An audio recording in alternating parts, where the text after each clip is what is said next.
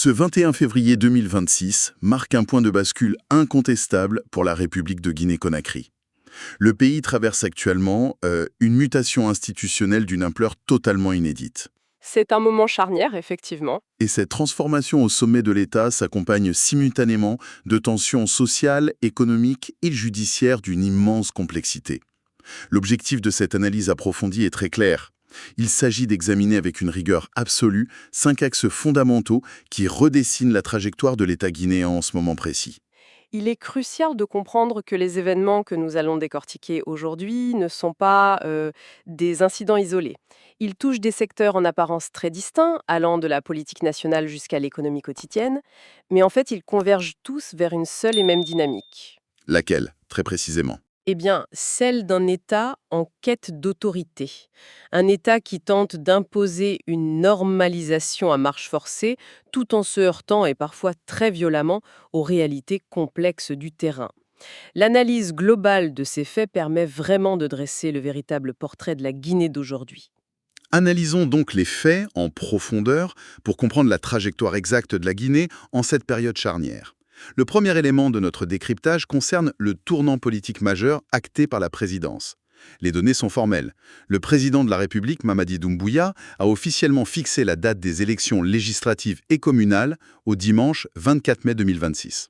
C'est une annonce qui redessine totalement l'horizon politique du pays.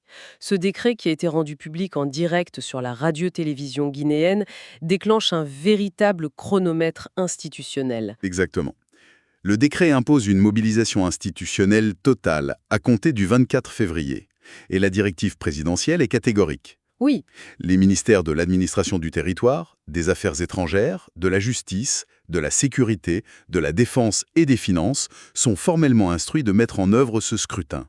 Et ils ne sont pas les seuls dans cette opération. non, en effet. L'ingénierie électorale repose également sur la DGE, donc la Direction générale des élections, et sur l'ONASUR. Ce qui est fascinant ici, c'est l'accélération brutale du calendrier. Le délai est extrêmement court. Il est même inédit dans ce contexte précis. Organiser un double, voire un multiple scrutin à l'échelle nationale en l'espace de 3 mois seulement, eh bien, cela représente un défi logistique colossal pour n'importe quelle administration étatique. Surtout lorsqu'on mesure l'enjeu constitutionnel. Il s'agit de la dernière étape de la feuille de route de la transition amorcée en septembre 2021. Ces élections ne sont pas de simples scrutins intermédiaires. Elles poseront les fondations définitives de la même République. Et c'est là que l'architecture institutionnelle change de dimension. Absolument. Le scrutin prévoit la mise en place de l'Assemblée nationale et des conseils municipaux. Mais la grande nouveauté, le fait historique incontestable pour la Guinée, c'est la création de postes de sénateurs et de conseils régionaux. L'État guinéen modifie en profondeur son maillage territorial et législatif. Et c'est justement cette ambition qui soulève des interrogations légitimes. Le gouvernement affiche une volonté inébranlable de boucler l'intégralité du cycle électoral au cours de l'année 2026, mais la réussite de ce pari institutionnel ne dépend pas uniquement de l'imprimerie, des bulletins de vote ou du déploiement sécuritaire. Elles dépendent de l'adhésion politique. Et l'observation stricte de la scène publique montre une fracture évidente. Du côté de l'opposition et de la société civile, l'exigence est très claire. Il faut l'obtention de garanties de transparence et la mise en place de concertations inclusives. C'est l'équation fondamentale de cette transition. L'État a la capacité logistique d'imposer un calendrier, ça c'est certain, mais la légitimité du processus exige un consensus politique minimal. Sans ce consensus, le risque d'une contestation post-électorale devient mathématique. Cette volonté d'imposer un calendrier et une normalisation institutionnelle se heurte d'ailleurs frontalement à la réalité de l'état de droit sur le terrain. Ce qui nous amène au deuxième volet de notre analyse. Il s'agit du dossier judiciaire de l'ancien Premier ministre, Dr Ibrahima Kassori Fofana. Un dossier qui cristallise à lui seul toutes les contradictions du système judiciaire actuel. La situation médicale et légale est factuellement critique. Rappelons les données brutes. Kassori Fofana est hospitalisé à la clinique Pasteur de Conakry depuis 2 ans. Son état de santé est formellement décrit comme comportant un risque vital. La ligne de défense est d'ailleurs extrêmement claire et constante sur ce point. En effet, par la voix de Maître Dina Sampil, la défense fait état d'un diagnostic cardiaque alarmant. Elle affirme catégoriquement que cet état est incompatible avec la poursuite de la détention et craint publiquement une issue fatale. Mais c'est sur le plan de la procédure légale que le dossier devient un véritable labyrinthe. Alors que la condamnation initiale remonte déjà à 1 an. Le 27 février 2025, très précisément. En première instance, la justice a prononcé une peine de 5 ans de prison, assortie d'une amende de 2 milliards de francs guinéens et de la confiscation de ses avoirs. La sentence est très lourde, mais la procédure d'appel, qui devrait logiquement suivre son cours, est aujourd'hui totalement paralysée. C'est devant la chambre des appels de la CRIEF que le blocage est le plus spectaculaire. La Cour de l'oppression des infractions économiques et financières. Les reports successifs s'enchaînent sans aucune résolution. Le fait le plus marquant reste l'audience du 19 février dernier. Le report a été causé par l'absence inexpliquée du parquet spécial. Une absence qui interroge, inévitablement, si l'on relie cela au contexte global, le traitement de ce dossier met en lumière les fragilités procédurales béantes de la transition. La prochaine échéance est désormais fixée au 5 mars 2026, mais pendant ce temps, le bras de fer juridique dépasse largement les frontières nationales. La défense dénonce vigoureusement une détention de nature politique et réclame une évacuation sanitaire d'urgence. Plus important encore, sur le plan du droit international, elle pointe l'inexécution d'une décision formelle de libération, une décision rendue par la Cour de justice de la CEDEAO. Et malgré cette injonction d'une instance régionale majeure, les autorités judiciaires guinéennes maintiennent fermement la mesure de détention. L'incapacité du système judiciaire à trancher définitivement ce procès en appel, couplée à l'absence du parquet lors d'audiences cruciales, crée une asymétrie très préjudiciable. C'est un test de crédibilité en temps réel pour l'État. La volonté affichée de procéder à la reddition des comptes économiques est publiquement confrontée à l'impératif du respect des droits fondamentaux. Et cette confrontation est minutieusement scrutée, tant sur le plan national qu'international. Mais il faut bien comprendre que cette fragilité procédurale constatée dans le dossier Kassori Fofana n'est pas une anomalie isolée. Ce n'est pas un cas unique. C'est le symptôme d'une crise bien plus vaste. Une crise systémique qui frappe l'institution judiciaire guinéenne dans ses fondements mêmes. C'est le troisième axe de notre décryptage. Les faits remontent au 20 février 2026, lors de la première rencontre officielle entre le nouveau ministre de la Justice et des Droits de l'Homme, Ibrahima Sori Tounkara, et le barreau de Guinée. Une rencontre sous très haute tension. Elle était dirigée du côté des avocats par le bâtonnier maître Mamadou Souaré Diop. Le constat dressé lors de cette réunion est accablant. La liste des dysfonctionnements actés est d'une extrême gravité. Nous parlons de la disparition pure et simple de dossiers physiques dans les greffes. Oui, des dossiers qui s'évaporent. Nous parlons de décisions de justice prononcées lors d'audience, mais qui ne sont jamais rédigées ni notifiées aux parties. Et enfin, d'une impunité flagrante face à des violations avérées des droits de l'homme. C'est l'effondrement de la matérialité de la justice. Si les dossiers disparaissent et que les jugements ne sont pas écrits, l'état de droit n'est plus qu'une illusion théorique. On ne peut pas faire justice sans trace écrite. Et la situation matérielle de la défense vient souligner ce dénuement institutionnel. Il y a un fait historique qui a été formellement rappelé lors de cette rencontre et qui mérite toute notre attention. Le barreau de Guinée a été institué en juillet 1986. Il approche donc de sa 40e année d'existence. 40 ans d'exercice ? 40 ans d'exercice, au cours desquels le barreau n'a jamais perçu la moindre subvention de l'État. Et il n'a jamais bénéficié de la construction d'une maison de l'avocat.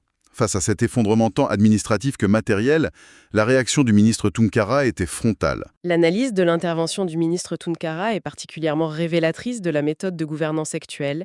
Il a déclaré, sans aucune ambiguïté, et je cite, « Cette maison, il faut qu'on la change ensemble ». Une phrase qui sonne comme un ultimatum catégorique. C'est exactement un ultimatum, et il est lourd de sens pour l'avenir. Le message envoyé aux magistrats, aux greffiers et aux avocats est le suivant. Si les acteurs civils ne parviennent pas à assainir et à réformer l'institution de l'intérieur, le chef de l'État se réserve le droit d'y nommer un haut gradé militaire. La perspective d'une mise sous tutelle militaire de l'appareil judiciaire civil, c'est une déclaration d'une puissance institutionnelle rare. Elle démontre l'urgence absolue de la situation telle qu'elle est perçue par l'exécutif. C'est la manifestation d'une volonté de reprise en main très autoritaire, jugée indispensable face à une justice gangrénée par l'inertie. Confier le ministère de la Justice à un militaire serait un aveu d'échec total du corps civil. Mais c'est l'arme de dissuasion massive que le gouvernement a décidé d'employer. Cette question de l'application de la loi et de l'autorité de l'État ne se limite pourtant pas au palais de justice de Conakry. Sur le terrain, loin de la capitale, cette autorité se heurte violemment aux réalités économiques et environnementales. Cela nous conduit à notre quatrième dossier, la fracture sociale dans la région de Siguiri. Une région aurifère qui est absolument vitale pour l'économie nationale, mais qui est aujourd'hui au bord de l'implosion. Les faits se sont déroulés les 16 et 17 février 2026. La ville de Siguiri, située dans le nord-est du pays, a été le théâtre de soulèvements populaires intenses. L'origine de ces émeutes est très spécifique. L'exploitation minière clandestine menée au moyen d'excavateurs lourds. Des engins de chantier gigantesques que les populations locales appellent couramment des poquelins. Exactement.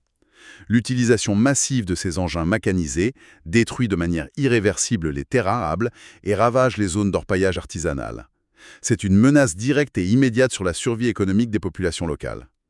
Face à ces manifestations, la réponse de l'État a été strictement sécuritaire. Et le bilan chiffré de cette intervention est particulièrement instructif pour comprendre la dynamique en cours. Le bilan factuel fait état de 24 arrestations, mais un détail retient immédiatement l'attention. Parmi ces détenus, on compte 9 mineurs. Les forces de l'ordre ont également interpellé le porte-parole du mouvement de contestation, Mamadi Sylla. L'arrestation de mineurs et de figures civiles a immédiatement déclenché une réplique sur le plan des droits constitutionnels. C'était prévisible. La coordination nationale de l'ONG TLP Guinée est intervenue formellement. À travers un communiqué officiel, dûment référencé numéro 005 CTLP Guinée 2026, l'organisation a exigé la libération immédiate des manifestants. L'argument juridique invoqué repose sur le respect inaliénable des libertés constitutionnelles de rassemblement et d'expression. Cela soulève une question essentielle concernant l'exercice de la souveraineté étatique sur son propre territoire. Le paradoxe à Siguiri est absolument saisissant. Un paradoxe réglementaire avant tout. Tout à fait. Il existe une directive gouvernementale claire à ce sujet. Une lettre conjointe émanant des ministères de l'Environnement, des Mines et de l'Administration du territoire interdit formellement l'usage de ces équipements mécanisés lourds par les exploitants clandestins. La loi existe. L'interdiction est écrite noir sur blanc. Pourtant, sur le terrain, ces fameux poquelins continuent de ravager les sols. La loi n'est pas appliquée face aux exploitants clandestins. Et c'est là que réside la vraie fracture. L'incapacité de l'État à faire respecter ses propres interdictions environnementales crée un vide accablant. Ce vide génère un sentiment profond d'impunité économique pour les opérateurs miniers illégaux. Et ce sentiment contraste violemment avec la répression judiciaire qui, elle, s'abat avec efficacité sur les populations locales lorsqu'elles tentent de défendre leurs terres. C'est une asymétrie frappante dans l'application de la force publique. Les machines illégales opèrent sans entrave, mais ce sont les habitants, dont 9 mineurs, qui finissent en détention. La crise environnementale originelle s'est donc métamorphosée en une crise sociale et, in fine, en une crise de confiance envers l'État. Cette précarité sociale, observée à Siguiri, trouve un écho redoutable à l'échelle nationale, sous une autre forme, une pression inflationniste intenable. C'est le 5e et dernier volet de notre analyse. L'équation économique actuelle de la Guinée est dans le rouge.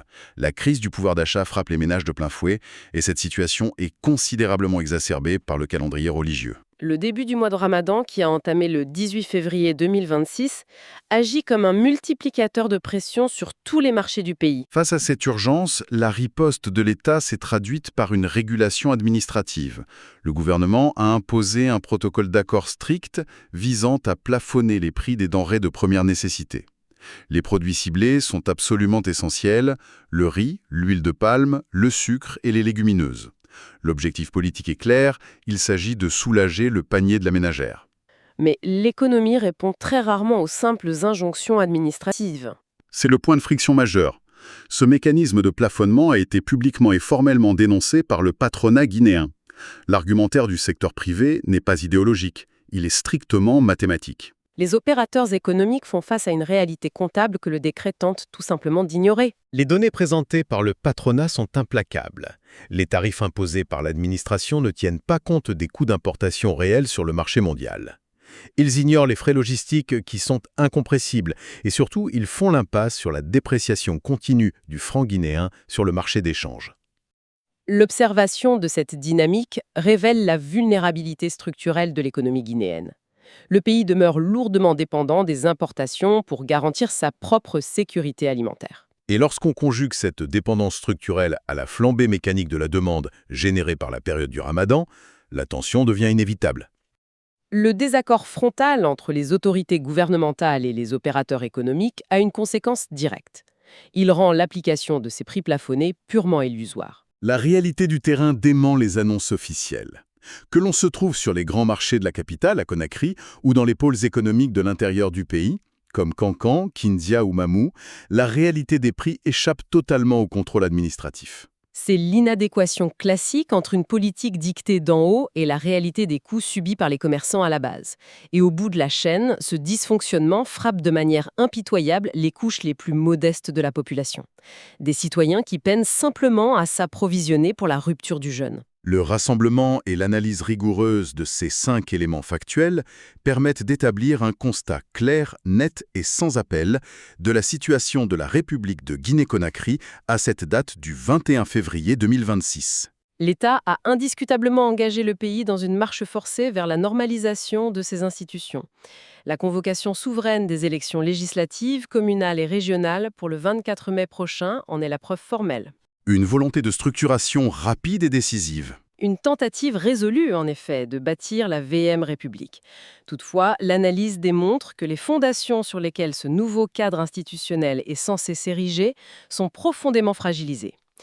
L'appareil judiciaire est sous la menace constante d'une paralysie, illustrée par l'impasse du dossier Kassori Fofana et les dysfonctionnements graves actés par le barreau. Des dysfonctionnements qui poussent même l'exécutif à brandir la menace d'une intervention militaire dans les tribunaux. Simultanément, la souveraineté de l'État est défiée dans les zones minières stratégiques. À Sigiri, l'incapacité à faire respecter les lois environnementales face aux exploitants clandestins provoque des fractures sociales violentes. Et par-dessus ce climat de tension politique et judiciaire, l'étau d'une inflation incontrôlée vient neutraliser les politiques gouvernementales, plongeant la population dans une urgence quotidienne en plein mois de Ramadan. L'ensemble de ces faits convergents nous amène à formuler une interrogation fondamentale pour l'avenir du pays. Pour ceux qui suivent avec attention la trajectoire de la nation, il faut se demander ceci. Une accélération fulgurante du calendrier électoral peut-elle réellement garantir la stabilité politique d'un pays lorsque simultanément l'application de la justice, la protection de l'environnement et l'accès aux denrées de base restent soumis à des dysfonctionnements aussi profonds ? C'est la question centrale qui se pose aujourd'hui et dont la résolution déterminera la trajectoire de l'État dans les semaines à venir. L'évolution de ces dossiers, institutionnels, judiciaires et économiques, dictera la réalité de la Guinée. C'était notre analyse approfondie de la situation. Les faits sont posés, la perspective est établie.